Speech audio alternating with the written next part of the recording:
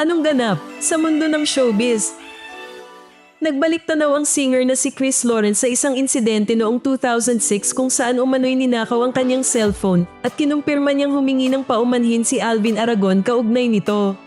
Sa kanyang Facebook post noong February 23, ikinwento ni Chris na kasama niya noon ang kapwa singer na si JR sa isang bar nang makilala nila ang grupo ni Alvin. Dahil magsasara na ang bar, inimbita niya ang mga ito sa kanyang bahay upang magpatuloy sa inuman sa kanyang studio. Ngunit kinabukasan, napansin niyang nawawala ang kanyang cellphone. Ayon kay Chris, isang kaibigan ni Alvin ang tumawag sa kanya kalaunan at inamin umano na si Alvin ang kumuha ng kanyang phone. Agad umano niya itong kinumpranta. "Why would you steal from me in my own house? That's so disrespectful," ani Chris. Bagamat aminado siyang nagalit siya at muntik nang mawala ng kontrol, pinili pa rin niyang huwag gumamit ng karahasan. Sa halip, tinanggap niya ang paghingi ng tawad ni Alvin kahit na natili ang sama ng loob. Matagal na umanong nakalimutan ni Chris ang insidente, ngunit muling nabuhay ang usapin matapos mag-resurface ang video ni Alvin kung saan inamin nitong dati siyang nagnakaw, kabilang na umano si Chris sa kanyang mga naging biktima. So, kamusta? Alam mo, dati magnanakaw. Marami ako ninakawan. Nakawan ko yung lola ko. Binubuksan ko yung drawer niya. Kumukuha akong 5,000, 10,000. Tsaka kapitbahay namin, kinukuha ko cellphone.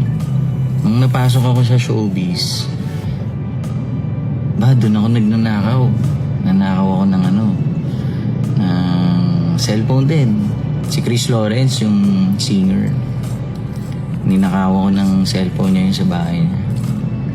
Si Alvin ay kasalukuyang laman din ng balita dahil sa kanyang mga kontrobersyal na pahayag laban sa Sex Bomb Girls, ang dating grupo ng kanyang asawang si Izzy Trasona. Sa kabila ng lahat, sinabi ni Chris na naniniwala siyang nagbago na si Alvin.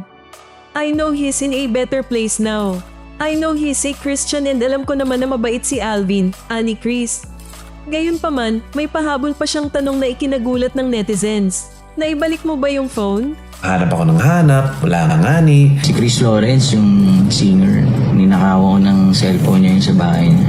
About the video that's going around, yung kay Alvin, sa mga gustong makinig lang ng story time, ito yung totoong kwento nun. So the year's 2006, gusto namin lumabas ni JR nung gabi na yun. We went to the Tomas Morato area. Guys, this is 20 years ago, okay? We went to the bar, bought some drinks, may mga nakilala kaming mga tao. Kasama si Alvin dun. Nagpakilala nga siya na he's part of Starstruck daw. And we were all drinking, kwentuhan, and yung pinag-usapan namin is yung bagong single ko. Guys, I have a new single. It's called Miles Don't Matter, out sa lahat ng platforms.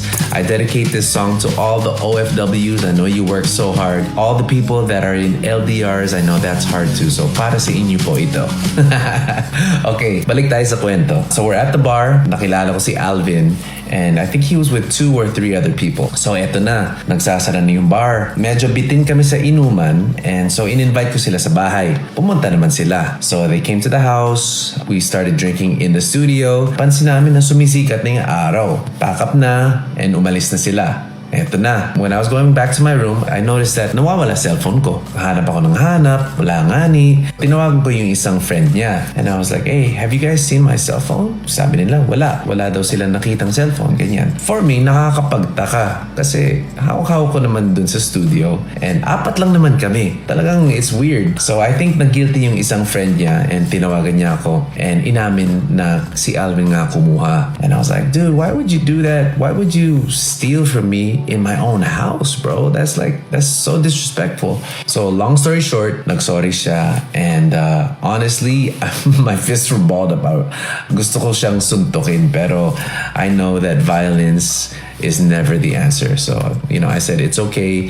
Medyo binibigyan ko pa rin siya ng attitude. Understandable naman kasi ninakawan nga niya yung cellphone ko. But that was 2006. That was a story of that. I know he's in a better place now. I know he's Christian, and alam ko naman mabait si Alvin. So, ikaw kasi Alvin, kinalimutan ko na yun. Pinaalala mo pa.